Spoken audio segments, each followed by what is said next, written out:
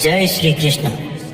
ईश्वर की महिमा का ज्ञान स्वयं ईश्वर को ही होता है, क्योंकि किसी भी इंसान के पास ऐसे वो शब्द ही नहीं है जिन शब्दों से वो ईश्वर की महिमा का बखान कर सके। वो शब्द ही नहीं जो ईश्वर के गुणों के बारे में, ईश्वर के ज्ञान के बारे में सब कुछ बता सके। इसलिए जो कहता है ना कि ईश्वर के ये गुण हैं, वो मनुष्य भी आधी अधूरी बात ही कह रहा है। जिसको कोई नहीं जान सके पूरी तरह से, वही ईश्वर है। श्री कृष्ण की लीला देखो। बचपन में माखन चुरा के खाने वाला एक ग्वाला महाभारत का युद्ध जिता देता है। ऐसा ज्ञान दे देते हैं श्री कृष्ण जिसे लोग भागवत गीता के नाम से जानते हैं। इस वीडियो में हम प्रभु श्री कृष्ण से वो 21 बातें सीखेंगे जिनसे हमारी जिंदगी पूरी तरह यानी कि 180 डिग्री बदल सकती है। हम बेहतर डिसीजन ले पाएंगे, बेहतर मेहनत कर पाएंगे, बेहतर हमारे रिजल्ट्स होंगे, अपने मन को शांत रख पाएंगे, ओवर थिंकिंग और नेगेटिव थिंकिंग को दूर रख पाएंगे, विद्यार्थी एग्जाम में टॉप कर पाएंगे और बिजनेसमैन अपने बिजनेस में पैसा कमा पाएंगे। हर वो इंसान अपना लक्ष्य ढूंढ लेगा और अपने लक्ष्य को पा लेगा। उसका जीवन सफल हो जाएगा अगर जिसने भी भगवान श्री कृष्ण से ये 21 बातें सीख ली, क्योंकि ये वही श्री कृष्ण की लीला है, उनका ज्ञान है, जिन्होंने अर्जुन जैसे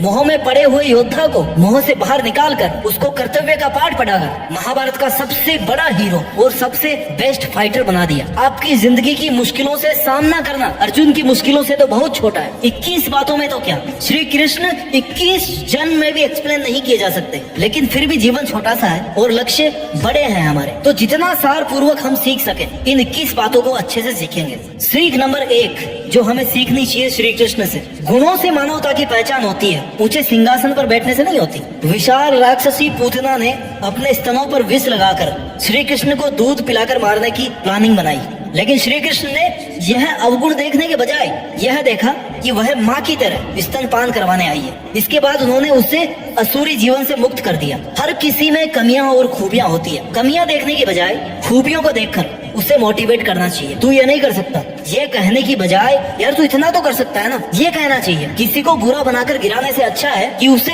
अच्छाई बताकर, उसे अच्छा बनाकर उठाया जाए। और अगर हम ऐसा करेंगे ना तो हमारे समाज से बुराइयां खत्म हो सकती है। सीख नंबर 2 जो हमें भगवान श्री कृष्ण से सीखने को मिलती है, संयम से अपना काम करते रहो। Have patience and do your work because work is worship and it leads by patience। जिस मनुष्य के पास सब्र की ताकत है ना, उस मनुष्य की ताकत का कोई मुकाबला नहीं कर सकता। भगवान विष्णु ने श्री कृष्ण के रूप में अवतार लिया था। उस समय कंस का आतंक था, श्री कृष्ण ने कंस का वध कर दिया। इसके बाद पांडवों और कौरवों के बीच हुए युद्ध में पांडवों का मार्गदर्शन भी किया, अर्जुन को गीता का उपदेश दिया, कर्म का महत्व समझाया। श्री कृष्ण के जीवन से हमें कर्म करते रहने की सीख लेना चाहिए, चाहे कैसी भी परिस्थिति आए। जब तक आप जीवित है ना, हर परिस्थिति का सामना करना और उसके अनुसार काम करना, ये आपको आना चाहिए। आपका कर्म ही आपको सही रास्ते पर ला सकता है। हाथ पर हाथ धरे बैठने से आपको मंजिल नहीं मिलने वाली। श्री कृष्ण ने गीता में कहा है कि मैं किसी का भाग्य नहीं बनाता, हर कोई अपना भाग्य खुद ही बनाता है। आज आप जो कर्म कर रहे हो ना, उसका फल कल आपको प्राप्त होगा।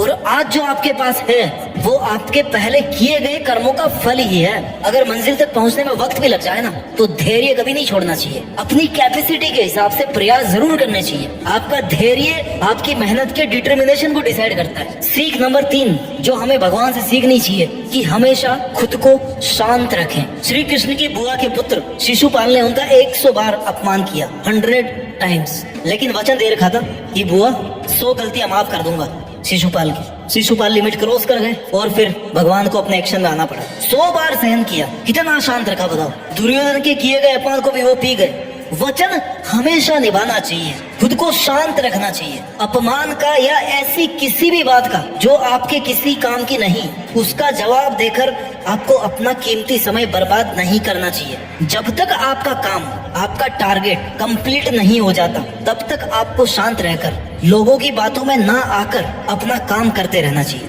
कई बार लोग क्रोध में आकर के आपका अपमान कर जाते हैं, लेकिन शांत रहो। हर बात का रिप्लाई करना, तुरंत रिएक्ट करना ये जरूरी नहीं है। समय आने पर आपके रिजल्ट से उन्हें अपने आप जवाब मिल जाएगा। नकारात्मक विचारों का आना तय है, परंतु ये आप पे डिपेंड करता है कि आप उनको कितना महत्व देते हैं। सीख नंबर 4 जो हमें श्री कृष्ण से सीखने को मिलती है, मीठा बोले, क्रोध और लालच नहीं करें। मैं श्रेष्ठ हूँ, यह आपका आत्मविश्वास है, लेकिन मैं ही श्रेष्ठ हूँ, मेरे अलावा कोई श्रेष्ठ नहीं है, ये आपका अहंकार है, ये आपका घमंड है। कन्हैया की मुस्कान और मीठे बोल हमें ये सिखाते हैं कि जीवन की सारी समस्याओं का निदान आपकी मीठी वाणी में और आपके मुस्कुराने में है। आप मीठा बोलकर और मुस्कुराकर हर चीज को सोल्व कर सकते हो, हर मुसीबत को सोल्व कर सकते हो, हर कठिनाई को जीत सकते हो। हंसते हंसते इजी वे में उसी काम को करोगे ना तो उसकी एफिशिएंसी ज्यादा होगी, आपको मजा आएगा, गुस्सा और स्ट्रेस आप कम करोगे। मीठा बोल करके ना आप दुश्मन को भी अपना बना सकते हो। क्रोध से निर्णय पर बादल छा जाते हैं, जिससे आपकी मेमोरी डिस्टर्ब होती है। मेमोरी डिस्टर्ब होती है क्या होगा?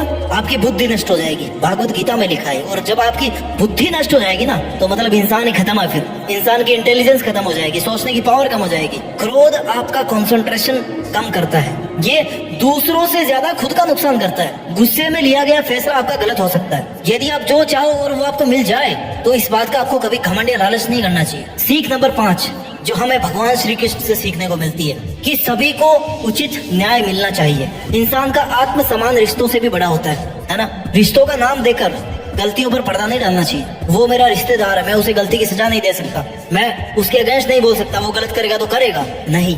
कंस श्री कृष्ण के मामा थे, उन्होंने उसे अहंकार, अत्याचारों, गलतियों और मासूमों से किए गए दुर्व्यवहार की सजा दी। आपको अन्याय के खिलाफ आवाज उठानी पड़ेगी। न्याय सभी के साथ एक सा होना चाहिए, जिसमें कोई रिश्ता आड़ा नहीं आना चाहिए। Right is right, wrong is wrong. सीख नंबर 6 जो हमें श्री कृष्ण से सीखने को मिलती है कि सत्य के साथ और गलत के खिलाफ खड़े रहो।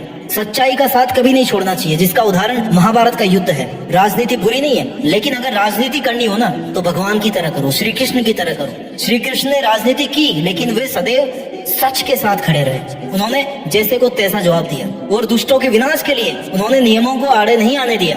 आपको कितने ही दिन लड़ना पड़े, लेकिन अगर आप सच के साथ है ना तो आपकी जीत निश्चित है। सत्य परेशान हो सकता है, लेकिन पराजित नहीं हो सकता। सत्य कभी दावा नहीं करता कि मैं सत्य हूँ, लेकिन झूठ हमेशा दावा करता है कि मैं सत्य हूँ। सत्य और झूठ की यही सबसे बड़ी पहचान है। बुरे का अंत हमेशा बुरा होता है, गलत का साथ देने वाला भी गलत ही होता है। द्रौपदी के चीर हरण के समय ना पूरी सभा के साथ घर के बुजुर्ग भी चुप थे, इसलिए वो सब के सब आपके भागीदार थे। किसी एक ने भी अपना मुंह नहीं खोला अन्याय के खिलाफ। इसलिए हमें सीख मिलती है कि कभी भी किसी गलत का साथ नहीं देना चाहिए, फिर वो चाहे कितना भी ताकतवर क्यों ना हो, कितना ही अमीर क्यों ना हो।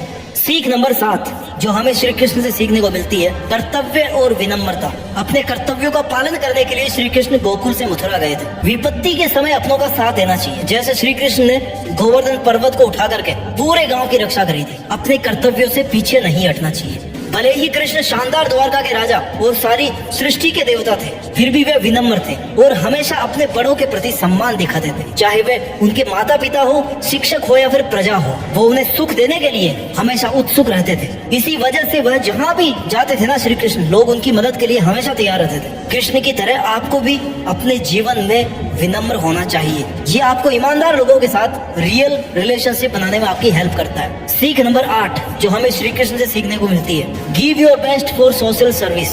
इस समाज की भलाई के लिए, समाज के उद्धार के लिए अपना बेहतरीन प्रदर्शन करें।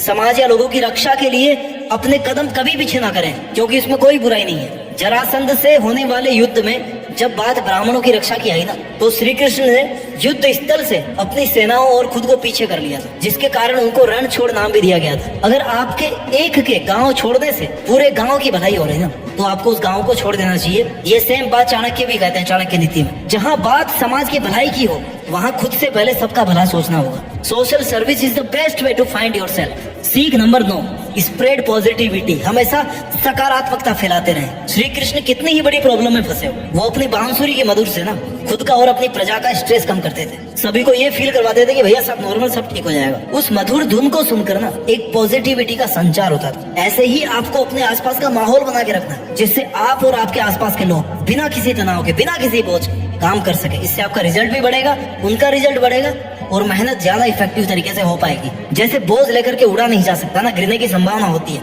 वैसे दिमाग पर अगर स्ट्रेस का बोझ रहेगा तो कैसे कोई अपना काम ठीक कर पाएगा।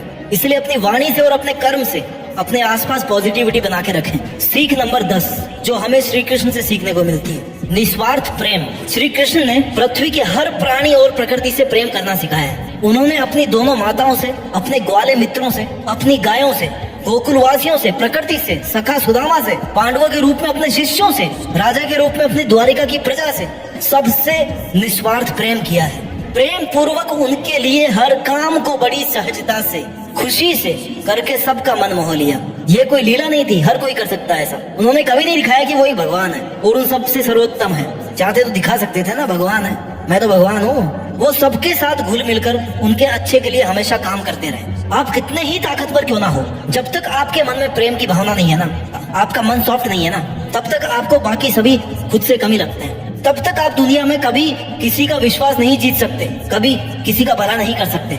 मन से मन का प्रेम होना आपको हमेशा जीतने की तरफ प्रेरित करेगा। सीख नंबर 11 जो आपको भगवान श्री कृष्ण से सीखनी चाहिए, policy adviser with better planning. ये क्वालिटी थी उनकी, ये खूबी थी उनकी। नीति और कूटनीति के ज्ञान में श्री कृष्ण से अच्छा कोई सलाहकार नहीं हो सकता। किसी भी कार्य की सफलता उसकी रूपरेखा में होती है। श्री कृष्ण कुशल रणनीतिकार थे। अश्वत्थामा और जयद्रथ का वध उनकी व्यूह रणनीति का ही परिणाम था। आपके पास किसी भी काम को करने की अगर पूरी प्लानिंग है ना, तो काम कंप्लीट होने तक आप उससे पीछे मत हटो। व्यक्ति जो चाहे बन सकता है यदि विश्वास के साथ अपने टारगेट्स पर लगातार फोकस रहे। किसी भी काम को करने से पहले आपके मन में उसकी आउटलाइन तैयार होनी चाहिए। बुरे से बुरा और अच्छे से अच्छा दोनों केस को लेकर के आपको प्लानिंग करनी चाहिए, तभी आप एक सफल प्लानर बन पाएंगे, सफल इंसान बन पाएंगे। राजनीति में जब सामने वाला शक्तिशाली हो ना, तो कूटनीति से काम लेना चाहिए, जैसा श्री कृष्ण ने लिया। Plans are nothing but planning is everything. Plan हर किसी के पास होता है, लेकिन प्लानिंग बनाना बहुत बड़ी चीज होती है। सबसे मेन होती है planning. If you want to start it, first you do the planning. सीख नंबर 12 जो हमें श्री कृष्ण से सीखने को मिलती है, साहस, सफलता और दूरदर्शिता की कला। श्री कृष्ण ने पांडवों को समझाया कि हिम्मत मत हारो, पूरी कोशिश करो। कुरुक्षेत्र के युद्ध में अर्जुन की अंतरात्मा अपने ही परिजनों, पूर्वजों और गुरुओं को मारने के विचारों से बहुत परेशान थी। धनुष को रख दिया साइड में कि भैया मैं तो नहीं लड़ूंगा, लड़ने से मना कर दिया। श्री कृष्ण ने फिर भगवत गीता का ज्ञान दिया। उन्होंने कहा कि मैं इस ब्रह्मांड का एकमात्र निर्माता हूँ। I am the only one and single creator of this universe. मैं चाहूँ तो सुदर्शन चक्र से शत्रुओं का पल भर में संहार कर सकता हूँ, लेकिन मैं आने वाली पीढ़ी को कर्म और साहस का महत्व सिखाना चाहता हूँ, और इस काम को अर्जुन तुमसे बढ़िया और कोई इंसान नहीं कर सकता। उन्होंने आगे कहा कि अपना कर्तव्य करो, परिणाम से प्रेरित मत हो कभी भी। जीत जाने तक की यात्रा का ना आनंद लो, हार जाने तक की यात्रा का भी आनंद लो, हार गए तो उसका भी आनंद लो। और अंत में उन्होंने अर्जुन को दुश्मनों से लड़ने और नष्ट करने के लिए मना लिया। और महाभारत जैसे महान युद्ध में श्री कृष्ण की गाइडेंस की वजह से पांडवों की जीत हुई, सत्य की जीत हुई, न्याय की जीत हुई। दूरदर्शिता, कौरवों के पास बहुत ज्यादा सेना थी, बहुत ताकतवर उनकी सेना मानी जाती थी, बहुत बड़ी सेना थी, महारथी थे बड़े बड़े, लेकिन क्या हुआ, पांडवों से नहीं जीत पाए। क्यों? क्योंकि श्री कृष्ण कौरवों के रण कौशल से परिचित थे। पांडवों को इसी आधार पर जीत का तरीका समझाया उन्होंने कि भैया कौरव इस चीज में माहिर है, तुम्हें ऐसे करना है। इंसान को समय देख करके चलना चाहिए, बदलते समय को समझना चाहिए। समय बदलता जरूर है, आप जैसे आज है ना वैसे कल नहीं रहेंगे, देर लगेगी मगर सही होगा। आपको कोशिश करनी है बदलाव को समझने की। दिन बुरे हैं आपके, जिंदगी बुरी नहीं है, ये वक्त भी गुजर जाएगा। सीख नंबर 13 जो हमें श्री कृष्ण से सीखने को मिलती है, बलिदान और त्याग। श्री कृष्ण ने भीम को कुरुक्षेत्र के युद्ध में भीम के पुत्र घटोत्कच को बुलाने के लिए बोला, और ऐसा उन्होंने कौरव सेना का सफाया करने के लिए नहीं, बल्कि कर्ण को एक प्राण घातक दिव्य हथियार इंद्रास्त्र का उपयोग करने के लिए मजबूर करने के लिए था, जिसका उपयोग वो केवल एक ही बार कर सकता था। और श्री कृष्ण नहीं चाहते थे कि उस हथियार का प्रयोग वो अर्जुन पर करे। उन्होंने ऐसा सुनिश्चित करने के लिए ऐसा किया कि अर्जुन युद्ध को जीतने के लिए एक इम्पोर्टेंट की है, अर्जुन का जीवित रहना जरूरी है। इसलिए एक प्रतापी योद्धा घटोत्कच की बलि देकर कृष्ण ने पांडवों की विजय सुनिश्चित करी। ये होता है बलिदान, प्राणों का बलिदान। अगर आप जीवन में सफलता पाना चाहते हैं तो जो बलिदान आपको करने पड़ेंगे वो प्राण से बड़े नहीं है, लेकिन फिर भी नहीं करते लोग, नहीं छोड़ते। मोबाइल चलाते रहेंगे, लत लगी हुई है बड़ी भयंकर तरीके से, सुबह देर तक सोते रहेंगे, नहीं छोड़ सकते, त्याग नहीं कर सकते नींद का। त्याग के बिना कोई महत्वपूर्ण प्रगति या उपलब्धि नहीं हासिल की जा सकती। यदि आप अपने कंफर्ट जोन में, अपने गौरव में, अहंकार में, समय, धन, सुरक्षा, इन सब का त्याग करने को तैयार नहीं हो ना, तो आप जिंदगी में कुछ नहीं अचीव कर पाओगे। No risk no gain. आप कभी भी अपनी सुपीरियर लेवल की सफलता हासिल नहीं कर पाओगे। सीख नंबर 14 माताओं को समान दर्जा। श्री कृष्ण को माता देवकी ने जन्म दिया और फिर माता यशोदा ने पाला, लेकिन फिर भी श्री कृष्ण ने हमेशा दोनों को बराबर रिस्पेक्ट दी, दोनों को बराबर इज्जत दी। इससे हम ये सीख सकते हैं कि आपको पालने वाला और संस्कार देने वाला जन्म देने वाले के बराबर दर्जा रखता है। If you want to be successful in your life, you should always respect your guardians as well as your parents. आपको ये कभी नहीं भूलना चाहिए कि आपके माता पिता और आपके केयर टेकर की मेहनत से आप आज यहाँ पे हो, और इनके बिना एक बच्चे को पालने की कल्पना भी नहीं की जा सकती। आप कितने ही बड़े हो जाओ, अपने गार्जियंस की रिस्पेक्ट कभी नहीं भूलनी चाहिए। सीख नंबर 15 जो हमें भगवान श्री कृष्ण से सीखने को मिलती है, पर्यावरण से प्रेम करो। श्री कृष्ण ने गोकुल में एक ग्वाले के तौर पर बचपन बिताया अपना। गाय चराने के साथ साथ बाकी पशु पक्षियों और प्रकृति से भी उनका गहरा लगाव था। आपका साधारण जीवन बिताना आपका बड़प्पन बताता है। सूरज ने कभी नहीं माना कि यार ये गांव छोटा है तो मैं उसको अपनी लाइट नहीं दूंगा, मैं अपना प्रकाश नहीं दूंगा, या मेरी किरणें वहां नहीं जाएगी। उसके लिए तो सब समान है। धरती को माता का रूप इसलिए तो माना गया है कि वो सबको अन्न देती है, सबका पालन पोषण करती है। हम जिस तरह अपने परिवार से प्रेम करते हैं, उसी तरह पर्यावरण को भी प्रेम करने की और बचाने की जरूरत है। हैप्पीनेस की सबसे पहली शर्त है कि मनुष्य और प्रकृति के बीच का जुड़ाव कभी नहीं टूटे। नेचर को अगर हम जीवित रखेंगे ना, तभी हम जीवित रहेंगे। Better environment, better tomorrow. So stay connected with nature. सीख नंबर 16 है, friendship is a great relationship. दोस्ती जो है ना, एक बहुत ही तगड़ा रिश्ता है। मित्रता बहुत बड़ा रिश्ता है जिसे दिल से निभाना चाहिए। कहते हैं कि अच्छे मित्र किस्मत वालों को मिलते हैं। दोस्ती में छल कभी नहीं करना चाहिए। जिसे आप अपना अच्छा दोस्त मानते हो ना, उसका अच्छे और बुरे वक्त में दोनों टाइम पे अच्छा साथ देना चाहिए उसका। आपका मित्र, आपका सखा, चाहे वो गरीब हो, चाहे अमीर हो, पुरुष हो, स्त्री हो, कोई भी हो, हमेशा आपको उनका सम्मान करना चाहिए। समय पर मदद करनी चाहिए, उनका हमेशा सम्मान करना चाहिए। जैसे श्री कृष्ण ने अपने मित्र सुदामा और द्रौपदी के साथ किया था। श्री कृष्ण ने बचपन में गरीब सुदामा से मित्रता की। दोनों ने एक जैसा भोजन खाया, लेकिन सालों बाद में जब सुदामा ने फिर से श्री कृष्ण को देखा ना, तो सुदामा को लगा कि यार मेरा मित्र तो बहुत बड़ा राजा बन गया है, बहुत बड़ा बन गया है, अब मुझे उससे कभी मिलना ही नहीं चाहिए। मेरा उनसे मिलना उनकी प्रतिष्ठा और उनकी गरिमा को कम कर सकता है। उसके बाद भी श्री कृष्ण ने अपने मित्र के पांव धोकर उनका सम्मान किया, उन्हें गले से लगाया। सुदामा को कभी ये फील ही नहीं होने दिया कि वो गरीब है, इसलिए श्री कृष्ण का मित्र नहीं हो सकता। हर कोई श्री कृष्ण का मित्र हो सकता है, लेकिन दिल साफ होना चाहिए। मित्रता बहुत बड़ा रिश्ता होता है, दिल से निभाना चाहिए। सीख नंबर 17, निस्वार्थ भाव से गुरु बने। श्री कृष्ण ने एक गुरु की तरह गाइड किया था पांडवों को, जिसकी वजह से श्री कृष्ण की कूटनीति की वजह से पांडव लड़े और जीते। और अर्जुन के सारथी थे श्री कृष्ण, लेकिन जीत का श्रेय उन्होंने पांडवों को दिया। एक गुरु के तौर पर अगर आप किसी को कुछ सिखाते हैं और वो सफल हो जाते हैं, तो उनकी सफलता का श्रेय खुद लेने का प्रयास ना करो। गुरु को निस्वार्थ भाव से मार्गदर्शन करना चाहिए। इसलिए तो कहा है कि गुरु की जो उपाधि है ना, वो ईश्वर से भी बड़ी होती है। स्टूडेंट्स की जीत और सफलता के लिए एक गुरु का सबसे बड़ा कंट्रीब्यूशन होता है, और गुरु के लिए सबसे बड़ी गुरु दक्षिणा यही है कि उसका शिष्य सफल हो जाए। शिष्य को अगर सफलता मिल गई तो गुरु के लिए इससे बड़ी गुरु दक्षिणा नहीं होनी चाहिए। लेकिन आजकल कल्चर बदल रहा है। हमें श्री कृष्ण से सीखना चाहिए कि अगर आपका शिष्य सफल हो गया तो फिर गुरु बनना भी आपका सफल हो गया। इसलिए गुरु बनकर के निस्वार्थ भाव से आपको गाइड करना चाहिए। सीख नंबर 18, महिलाओं का सम्मान करें। यत्र नार्यस्तु पूज्यन्ते रमन्ते तत्र देवता। जहाँ नारियों की पूजा होती है, वहाँ देवताओं का निवास होता है। नारी का अस्तित्व ही सुंदर जीवन का आधार है। द्रौपदी के चीर हरण के समय कोई भी उनके सम्मान की रक्षा के लिए आगे नहीं आया, तब श्री कृष्ण ने उनकी लाज रखी। चाहे परिचित हो या ना हो, लेकिन एक महिला के तौर पर वो आपकी माता, आपकी बहन, आपकी पत्नी, आपकी बेटी के रूप में है। इसलिए आपको हर रूप में महिलाओं का सम्मान करना चाहिए। कोई भी देश यश के शिखर पर तब तक नहीं पहुंच सकता जब तक वहाँ की महिलाएं कंधे से कंधा मिलाकर ना चल सके। इसलिए उनका सम्मान सर्वोपरि है। स्त्री का सम्मान सबका परम कर्तव्य है। यही धर्म है, यही सत्य है, यही संस्कार है, मानवता है और यही अनंत है। सीख नंबर 19, धर्म, संस्कार, मानवता और सत्य सर्वोपरि। श्री कृष्ण की जीवन लीलाओं से मिली सीख से श्री कृष्ण के अनुसार खुद से बड़ा है कुल, यानी कि कुटुंब, कुटुंब से बड़ा है समाज, और समाज से भी बड़ा है देश। देश सर्वोपरि है, किंतु देश से भी बढ़कर है ना अपना धर्म, अपने संस्कार, अपनी मानवता और सत्य, जिसकी रक्षा हम सभी को करनी चाहिए। अगर ये तीनों बने रहेंगे ना, तो हमारा देश हमेशा महान बना रहेगा। यदि धर्म का नाश हुआ तो देश और समाज का पतन निश्चित है। यहाँ श्री कृष्ण से हम अपने धर्म की रक्षा करना सीख सकते हैं, और हमारा धर्म सभी धर्मों को एक जैसा और बराबर मानना सिखाता है, सभी को आदर देना सिखाता है, न्याय के लिए लड़ना सिखाता है, सच का साथ देना सिखाता है, गलत को दंड देना सिखाता है, और पाप को खत्म करना सिखाता है। जिसमें सबका भला हो ऐसा काम करना सिखाता है। सभी जातियों को बराबर मानो, उनसे भेदभाव नहीं करो, ये सिखाता है। प्रेम सिखाता है, सबका सम्मान करना सिखाता है, प्रकृति से जुड़ना सिखाता है, फल की इच्छा किए बिना लगातार कर्म करना सिखाता है, समाज के भले की नीतियां समझाता है, और दूसरों की पीड़ा को समझना सिखाता है। बहुत सारी चीजें हैं जो इंसान को उसका धर्म सिखाता है। इसलिए हमेशा अपने धर्म का और अपने संस्कारों का पालन करें। सीख नंबर 20, जो भी होता है अच्छे के लिए होता है। आपके जन्म से लेकर के आपकी मौत तक जितनी भी घटनाएं होनी है, जितनी भी घटनाएं हो चुकी, सबके पीछे कोई ना कोई रीजन था। अगर आप एक लॉन्ग पर्सपेक्टिव में जाके देख रहे हैं, तो आपको पता पड़ेगा कि जिंदगी में कुछ भी होता है ना, वो हमेशा अच्छे के लिए होता है।